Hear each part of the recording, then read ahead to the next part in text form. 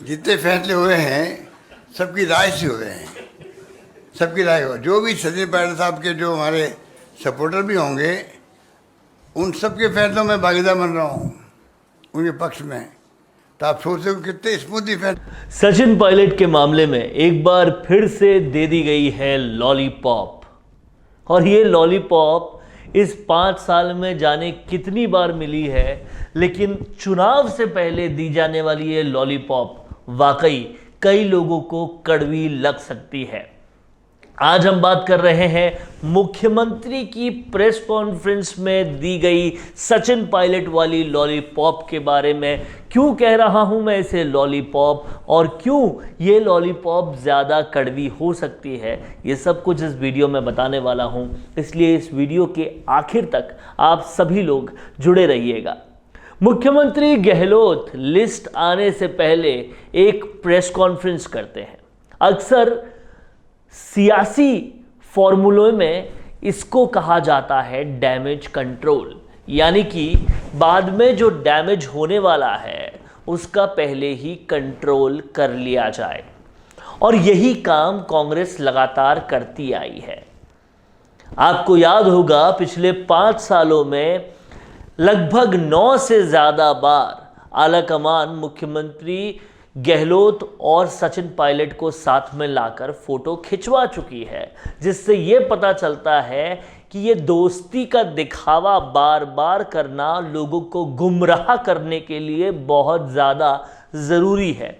और ऐसा ही कुछ डैमेज कंट्रोल एक प्रेस कॉन्फ्रेंस में किया गया है, जिसमें एक पत्रकार के सवाल पर जवाब देते हुए सीएम गहलोत ने कहा है कि आप सचिन पायलट की तरफ ही इशारा कर रहे हैं, मुझे पता है, और मैं आपको बता दूं कि इस बार टिकट सिलेक्शन में सचिन पायलट की पूरी तरह से मानी गई है और हमारे बीच किसी किस्म का कोई झगड़ा नहीं है।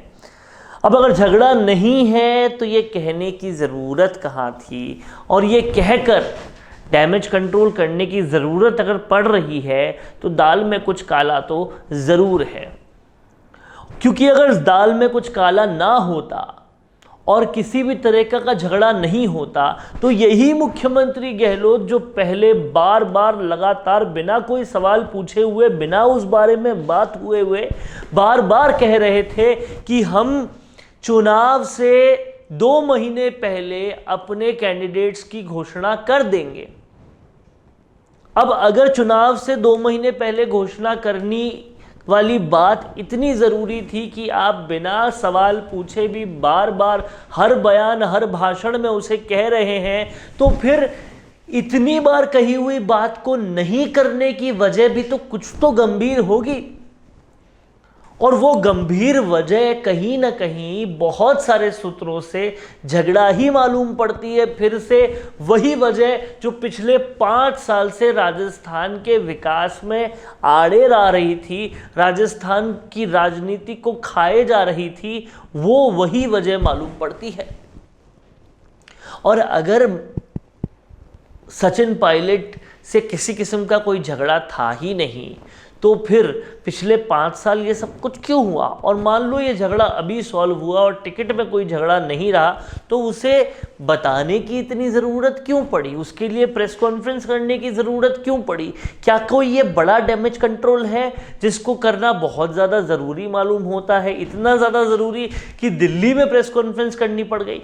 तो कहीं ना कहीं ये सारे सवाल उत्पन्न हो रहे हैं कि पिछले 5 साल के पैटर्न को अगर देखा जाए, जब जब भी इस तरह की बातें हुई है, फ़ोटो खिंचवल हुआ है या कोई प्रेस कॉन्फ्रेंस करके बताया गया है कि हमारे बीच में दोस्ती है, उसके बाद काफ़ी विष के कड़वे घूंट राजस्थान की जनता को पीने पड़े हैं। ऐसे में अब क्या होगा ये वाकई देखने वाली बात होगी। और मुख्यमंत्री गहलोत का ये कहना सचिन पायलट के लिए कि सचिन पायलट से कोई झगड़ा नहीं है और हर सीट पर उनकी मानी गई है, अगर ये सच है तो उसको कहने की ज़रूरत या प्रेस कॉन्फ्रेंस करने की ज़रूरत नहीं थी।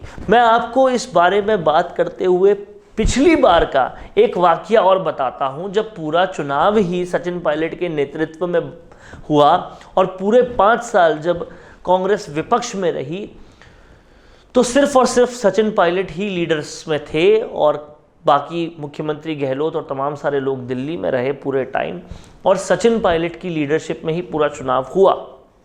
लेकिन ऐन वक्त पर फिर मुख्यमंत्री गहलोत आए और उस वक्त भी सचिन पायलट की रजामंदी से जो टिकट बटे थे उसमें भी जब मुख्यमंत्री गहलोत की नहीं मानी गई थी तो ये कई लोग जानते हैं कि रमीला खड़िया या फिर बाबूलाल नागर या फिर ऐसे निर्दलीय जो एकदम जीतते ही कहीं ना कहीं सीधा मुख्यमंत्री आवास आ जाते हैं और कांग्रेस में शामिल हो जाते हैं कुछ दिनों के बाद, और हरवाते वही कांग्रेस वालों को ही है जिनको सचिन पायलट ने टिकट दिया था, उनको मंत्री भी बना दिया जाता है। बाबूलाल नागर एक रेपिस्ट था जिसको रेप के आरोपी होने की वजह से टिकट नहीं दिया था, उसको भी मंत्री फिर बना दिया जाता है। ये सब कुछ जो पिछली बार हुआ ये इसीलिए हुआ था क्योंकि सचिन पायलट की मर्जी से टिकट बटे थे। अब क्या गारंटी है कि रजामंदी हो गई, अगर 1% ऐसा हो भी गया तो फिर निर्दलीय कांग्रेस को हराने के लिए नहीं खड़े किए जाएंगे। मुख्यमंत्री गहलोत ने इस प्रेस कॉन्फ्रेंस में एक और बात बोली कि मैं चीफ मिनिस्टर नहीं बनना चाहता था, लेकिन ये चीफ मिनिस्टर का पद मुझे नहीं छोड़ रहा है। और ये सेंटेंस के पीछे का पूरा सच भी मैं आपको बता दूं कि ये पद इसीलिए मुख्यमंत्री गहलोत को दिया गया था क्योंकि आंकड़ा बिल्कुल बॉर्डर पे आ गया था पिछली सरकार का, और जो निर्दलीय लड़ रहे थे वो कहीं ना कहीं सीएम गहलोत के आदमी थे, ये आलाकमान भी जानती थी और सीएम गहलोत ही उन्हें मैनेज कर सकते थे। इसीलिए सीएम गहलोत को उस लंगड़ी सरकार को खड़ा करने के लिए दिया। लेकिन सवाल यही उठता है सियासी गलियारों में कि जानबूझकर ऐसी कोशिश की गई थी कि सरकार लंगड़ी रहे, जिसकी वजह से बैसाखियों की जरूरत पड़े और जिसकी वजह से मुख्यमंत्री गहलोत मुख्यमंत्री बने।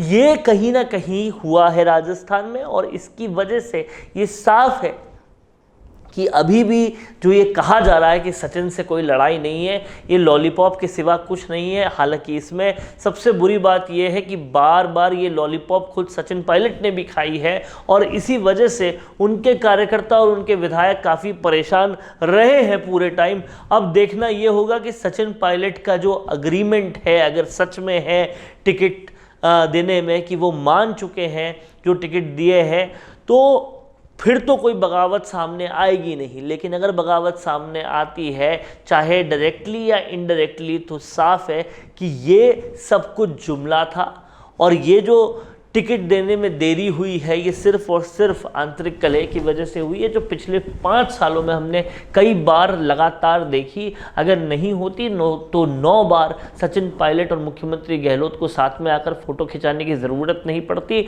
और वो जो डैमेज कंट्रोल था, आज की प्रेस कॉन्फ्रेंस भी उसी डैमेज कंट्रोल का एक हिस्सा दिखी। अब देखना ये होगा कि कांग्रेस की लिस्ट में क्या नाम आते हैं और जो नाम आते हैं वो अपने संग बगावत लाते हैं या फिर नहीं। कैमरा पर्सन करण के साथ वरुण भंसाली, राजस्थान संवाद के लिए। मीडिया में काम करना चाहते हो लेकिन नहीं मिलती प्रैक्टिकल एजुकेशन, मीडिया का डिग्री कोर्स हो भी जाए तो होती है प्लेसमेंट में प्रॉब्लम। इंस्टीट्यूट जो सिखाते हैं इंडस्ट्री में वो कुछ काम आता ही नहीं। इन सारी प्रॉब्लम्स को सॉल्व करने का फुल प्रूफ तरीका है मिशी media institute of media education, जहां आपको डिग्री, प्लेसमेंट और प्रैक्टिकल एजुकेशन तीनों मिलेगा। और साथ ही ट्रेडिशनल मीडिया के साथ सिखाई जाएगी डिजिटल मार्केटिंग और वीडियो मार्केटिंग, वो भी लाइव प्रोजेक्ट्स के साथ। यही नहीं, मिशी मीडिया आपको डिग्री के साथ देगा डिजिटल न्यूज चैनल्स और रनिंग प्रोडक्शन हाउस में एक्सपोजर और काम करने का मौका भी। इसके अलावा आपको इस कोर्स में मिलेगी तमाम बड़े अखबारों और चैनल्स के चर्चित एंकर और डेस्क के लोगों से क्लासेस। साथ ही यहाँ प्रैक्टिकल एजुकेशन देने के लिए आपको नेशनल चैनल्स के ब्यूरो चीफ रह चुके लोग और टेक्निकल टीम की मिलेगी मेंटरशिप। और ये सब कुछ मिलेगा यूजीसी अप्रूव्ड यूनिवर्सिटी की बी वॉक डिग्री के साथ। तो degree, placement, practical education, industry expert से सीखना और लाइव प्रोजेक्ट्स में काम करने के साथ सीखना, इतना सब कुछ एक साथ, और वो भी बहुत ही कॉस्ट इफेक्टिव तरीके से। तो अब बिल्कुल देर मत कीजिए, नीचे दिए गए लिंक पर क्लिक कीजिए और आज ही हमसे जुड़ जाइए।